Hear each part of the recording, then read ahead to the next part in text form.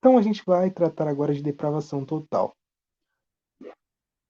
Um pilar essencial para o cristianismo. Eu vou dar a minha introdução teórica sobre esse assunto, que é complexo e denso, e o GG complementa para a gente não enrolar muito.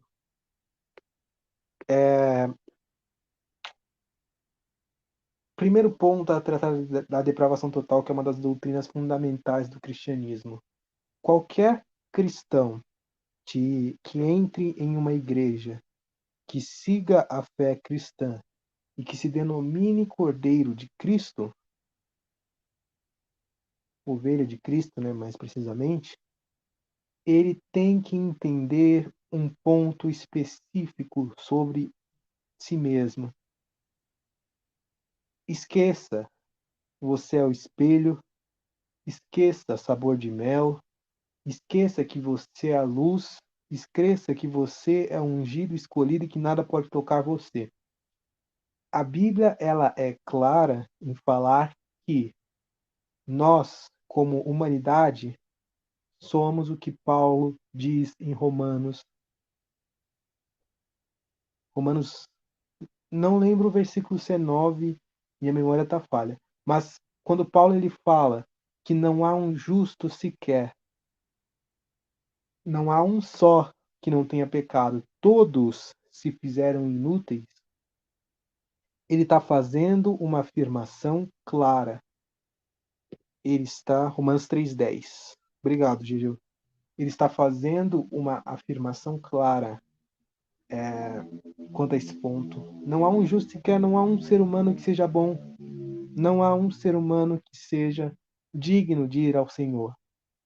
Essa é a depravação total. Aí a gente começa a entrar em um ponto muito específico. Ah, mas se todo mundo é depravado, como que você explica que eu consigo que eu consigo apertar, fazer carinho num cachorro, que eu consigo cozinhar bolos, que eu consigo abraçar os meus pais, que eu não sou um completo ser humano horrível?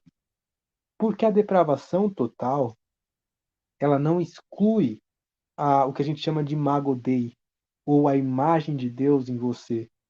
Ela somente diz que o ser humano em essência é depravado de maneira em que a sua depravação atingiu todas as suas áreas viventes. A depravação, ela te tornou pecador, ou ela te tornou simplesmente manchado em todas as suas áreas. Não quer dizer que você é um completo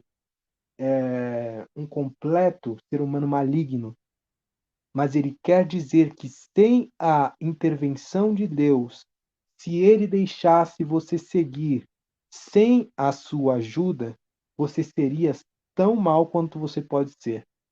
Mas como você ainda herda a imago Dei, que é as semelhanças que nós temos com Deus, a racionalidade, a questão da empatia, a questão dos sentimentos, a questão de nos colocarmos como o outro, nós não somos tão maus quanto nós podemos ser, mas sim que a nossa depravação ainda atinge todas as nossas áreas estão manchadas. O nosso trabalho é manchado por nossa depravação. O nosso caminhar é manchado pela depravação. Tudo está vinculado com essa depravação, porque o ser humano sem Deus, ele é o que ele é. Ele é a exata representação do que Adão é. Um ser humano desobediente. Isso é o pecado herdado também que a gente chama. A questão de ser totalmente depravado significa que nós, por natureza, mesmo recebendo todos os dons e atributos que Deus nos entrega, nós estamos em rebelião com Ele constantemente. E somente a graça de Cristo, o auxílio do Espírito Santo e a leitura diária da palavra de Deus, que literalmente significa a intervenção direta de Deus na nossa vida, que nos torna, vamos dizer assim, livres ou nos tira a amarra de nós mesmos. Se nós não tivéssemos essa intervenção, nós não chegaríamos a Deus de maneira alguma. Então, O que eu quero frisar aqui, o GG vai complementar, porque ele é muito melhor que eu em soteriologia, isso vocês podem ter certeza absoluta. O que seria de nós se Deus não se revelasse?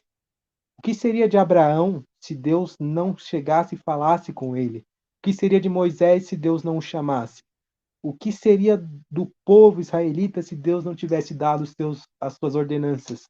O que seria de nós sem a Bíblia? Todas as intervenções diretas de Deus. Nenhum ato nosso. Nós não conseguimos nos salvar, por mais que tentamos. Isso que significa ser totalmente depravado. Significa que as nossas áreas estão tão manchadas pelo pecado que nós não conseguimos ir a Deus por maneira própria, mas sim perante a sua misericórdia e graça. Isso é uma das doutrinas principais do cristianismo, mas é uma doutrina extremamente difícil de ser compreendida. Ainda assim, é uma doutrina fundamental. Gegeu, se quiser complementar, fica à vontade.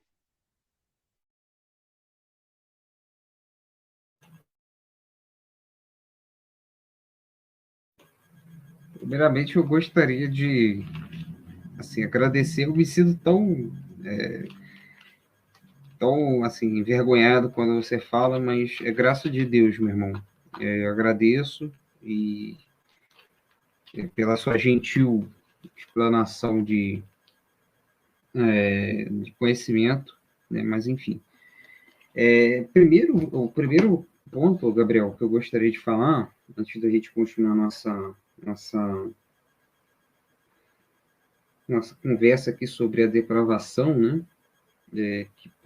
Que é uma doutrina primeiramente bíblica, tá? Porque realmente tem pessoas que acham que essa doutrina não é bíblica em sua primeira instância. Segundo, ela faz parte do conjunto do Evangelho, por ser bíblica, né? E apesar das divergências, né, tem pontos de encontro. E aí a gente pode até falar sobre essas divergências que permeiam aí dentro do próprio cristianismo acerca dessa doutrina. Primeiro ponto que eu gostaria de falar é que Paulo, o Gabriel, nossos amados irmãos, ele é epistêmico. O que significa isso e no que eu quero dizer acerca dessa maravilhosa expressão, né, do que eu acabei de falar. Ele tem uma construção da doutrina e do desenvolvimento da doutrina da depravação total que segue um conhecimento, segue um entendimento, segue algo bíblico dentro da própria teologia. Então, quando a gente fala de depravação total, a gente tem que seguir o processo bíblico do que ela quer falar para nós. E aí a depravação total, né, para os irmãos que às vezes falam, o que é depravação? Né? Ou é a corrupção? Né? A corrupção humana, ela é total. É total em que sentido? E a gente vai verificar aqui agora.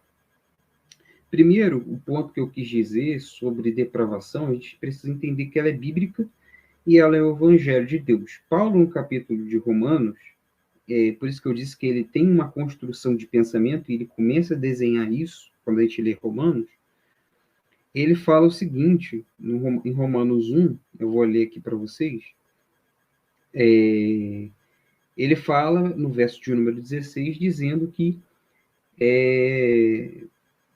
pois não me vergonha do Evangelho, porque é o poder de Deus para a salvação de todo que é de todo aquele que nele crê.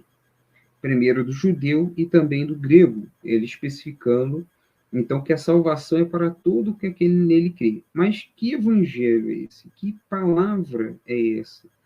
Né? Ele começa a tratar agora falando no versículo de número 18 em diante. E principalmente até o capítulo de número 3. No capítulo de número 18, ele diz que a ira de Deus se revela do céu contra toda impiedade e perversão dos homens, ou seja, da depravação do homem, a qual ele está e descreve ali. Ele fala que, ao invés de observar o Criador, ao ver os atributos invisíveis, o poder de Deus através da criação, que a gente chama de revelação natural, o homem, ele, ao invés de adorar o Criador, ele adora a criatura, fazendo-se aves quadrúpedes, madeira, árvore, a lua, o sol, como a gente estava aqui tratando do tema de mitologia, né? Então, o homem, ele, ao ver revelação natural, ele não se importa, né? Ele descarta totalmente e começa a adorar a criatura ao invés do Criador. E não só isso, ao ver os princípios morais, os princípios corretos, naturais, ele acaba desvirtuando todo esse processo. E aí no capítulo de número 1 diz que eles mudaram a imagem, né, o processo natural, e aí se tratando principalmente do processo biológico, revertendo o que é certo para o errado, e o errado ele vira agora o certo. Né? Então, o homem, na sua estrutura, e aí ele é depravado em que sentido? Ele é depravado em áreas da sua vida, né? Como Gabriel ele diz. Então, por exemplo, casamento, a relação de trabalho, a relação de família, a relação entre pessoas, entre sociedade, as emoções foram afetadas pelo pecado, a, a, a razão ela foi, de certa forma, afetada. E apesar da lei estar inscrita no nosso coração, e isso dali, Paulo ele diz no capítulo de número 2 que é indesculpável, né? A lei foi implementada no coração e o ser humano é indesculpável nesse sentido, a gente faz o que é mal, né? Ou seja, a gente não consegue cumprir. O judeu, no capítulo de número 2, indo para o verso do capítulo de número 3, ele não consegue praticar nem o primeiro mandamento, né? Quem dirá os outros 9. Então, assim, e aí ele chega no capítulo de número 3 que o Gabriel diz, ele diz o seguinte: todos pecaram, todos sem exceção, total no sentido de totalidade, todas as pessoas, não há nenhum justo, não há quem entenda, não há quem queira, tá? E aqui está o problema de uma das teologias ali, ao dizer que o homem ele tem vontade, né? Ele tem um livre arbítrio, né? Que por si só ele pode decidir entre sim ou não, né? No quesito do âmbito espiritual. Então, assim, existe essa questão ali entrertida. E para continuar, no capítulo de número 3, ele diz que a depravação é total no sentido de todos, primeiro, no sentido de todas as áreas das nossas vidas, ou seja, todas as áreas foram atingidas, sejam elas, como eu já disse, né, a emoção, a razão, a áreas, esferas das nossas vidas foram corrompidas. A política, né, a gente está num ano eleitoral, mas a política também foi afetada. A gente vê as corrupções aí que estão tendo, nós nos assustamos, mas isso aí é corrupção, é depravação do homem, né? Uma coisa que era para ser correta, para ser justa, e acaba sendo totalmente desvirtuando aquilo que foi proposto, né? Por ordem, por legislações atuantes para que possam ter uma melhoria de vida. Então, em todas as esferas. E a depravação total, ela não quer dizer, Gabriel e nossos amados irmãos, como, por exemplo, o quesito de falar assim, olha, por que então o mundo não acabou? Né? Por que tudo não acabou? É porque a depravação total, ela não diz que o homem ele pode ser tão mal quanto ele poderia ser. A gente pega Hitler, por exemplo, ele foi mal? Cara, o cara foi mal, foi terrível, foi abominante. Né? Foi, para alguns foi considerado, ou para a maioria, se não todos, foi considerado aí a pior pessoa que já existiu, ou se não uma das pessoas que já existiram. Mas ele não fez tanto mal quanto ele poderia fazer, ou seja, ele não é tão mal quanto ele poderia ser. Às vezes ele, por exemplo, poderia amar a sua esposa, a sua mãe, ele mesmo dizia que amava o seu povo, né, e tudo mais. Segundo, uma coisa que o Gabriel ele diz, né, acerca das pessoas que dizem, não, mas eu acordo todo dia, dou café para minha mãe, dou um abraço lá na minha mãe, né, faço lá um cafuné no meu cachorro, né, amo meu namorado, amo minha esposa e tudo mais. A própria palavra diz que o bem, a justiça que nós temos por dentro de nós, a concepção de justiça, para Deus isso não vale nada, isso é trapo de imundície. E aí vale uma coisa que o próprio Paulo fala, não há ninguém que faça o bem. E o bem aqui não está falando do bem de ajudar a velhinha lá a atravessar a rua, né, a levar a bolsa para casa e tudo mais. Ele está falando do bem assim de agradar a Deus, né, de fazer o bem que louve e exalte a Deus, né. Então, o ser humano ele peca nesse sentido. Outra coisa, só para terminar minha fala aqui, a gente pular para o próximo, ou para a consideração do Gabriel, perdão, no sentido da discussão e diferenças que a gente tem da, da, da depravação total. Existem dois principais grupos que pensam, eu não vou nem falar no pelagianismo e semi-pelagianismo, porque isso daí é heresia das brabas, né? Mas enfim, dois principais grupos, né, que são os arminianos, discípulos aí de Jacobs Arminius, né? Arminius, se não me falha a memória, é assim que se pronuncia, e que foram chamados de remonstrantes, né, na época, um pouquinho depois da Reforma Protestante, e os contra-remonstrantes tiveram ali um embasamento para justamente contrapor as ideias dessas duas pessoas, e mais à frente se desenrolou mais esse quesito, né, dessa discussão, que até hoje tem brigas, né, e desavenças.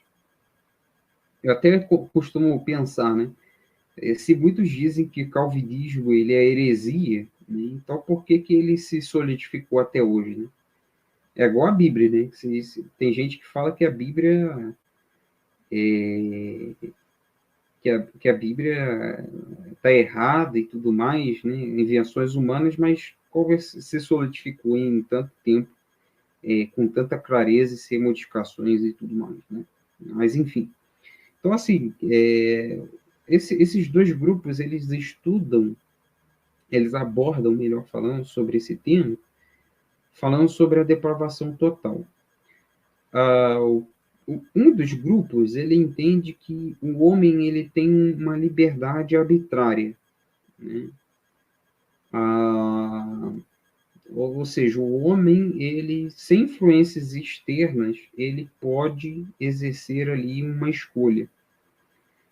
E o outro grupo diz, o calvinismo, ele diz que o homem ele tem vontade, o que é de fato verdade, né? Eu tenho vontade, né? Dentro de minha vontade, eu tenho uma vontade humana, né? Só que ela está cativa, e a Bíblia diz que ela está. Nós somos prisioneiros do pecado, ou seja, nós fazemos o que é a vontade da carne. Efésios capítulo número 2 diz que ele nos vivificou enquanto nós estávamos mortos, nossos delitos e ofensas, porque antes nós estávamos cativos, né, fazendo o que era o bel prazer da carne, o que era uma vontade somente da carne, e ele nos vivificou. O que isso quer dizer? Quer dizer que nós estávamos mortos em nossas ofensas. Eu nunca vi um morto, pelo menos, escolher alguma coisa, né? E a Bíblia seria antiteológico falar de um morto-vivo. Não existe um morto-vivo. Apesar que o morto-vivo, né, história de zumbi, ele só quer comer cérebro. Ele só tende ali a comer e designar carne ou comer ali corpos humanos e tudo mais. Enfim, eu vou parar de falar nessas coisas zumbis, senão o pessoal daqui a pouco tem gente que não gosta, né? Mas, enfim, então assim, a palavra de Deus não fala sobre. Ela fala que nós estávamos mortos, nunca vi um morto crer por si só, sem influências de ninguém, e muito menos, aliás, né? Então nunca vi um morto crer, né? Tomar essa posição. Então, primeiro, hoje a gente não tem esse poder de, sem influências, dizer sim ou não, ou a gente não tem essa influência, a gente tem essa vontade que é decaída, e a gente precisa, sim, de um Salvador que clareie, que vivifique, que nos leve a um impacto e a uma regeneração, de modo com que nós entendamos que nós estávamos mortos, que nós estávamos depravados, nós estávamos caídos. Então, assim, eu prefiro crer que, primeiro, a gente tem a vontade, nós temos sim vontade, eu posso sim ter uma vontade, eu quis crer. Quando fui apresentado o Evangelho, eu quis crer, né? Mas, entretanto, contudo, porém, houve ali uma regeneração do Santo Espírito que entrou no mais profundo e íntimo do meu coração e falou comigo, me mostrou, me convenceu do pecado, da justiça e do juízo. Então, a depravação total foi o que o Gabriel disse, né? Ela não elimina a vontade do homem. Ele mostra quem o homem é. Então, assim, para a gente falar assim, ah, não, eu fui vivificado, eu fui regenerado, eu fui isso e aquilo. Não, é para te humilhar mesmo. Você estava morto, eu estava morto. O Gabriel, a cidadã aqui, que estão aqui em particular, estava morto. Não é para você se vangloriar. É para você cair de joelho e falar assim, olha, quem eu sou diante de tão maravilhosa graça? Então, assim, a depravação é uma doutrina primeiramente bíblica, tem ali um respaldo bíblico, e a posição que eu tenho por mim, que está alinhado às Escrituras, é que nós não temos essa liberdade arbitrária, como muitos dizem, por um conceito talvez, desculpa da expressão e do adjetivo forte, pobre da coisa, mas que tem ali nós temos uma vontade, e essa vontade, infelizmente, ela está decaída, né? Está inclinada para o pecado. Enfim, seria isso, Gabriel.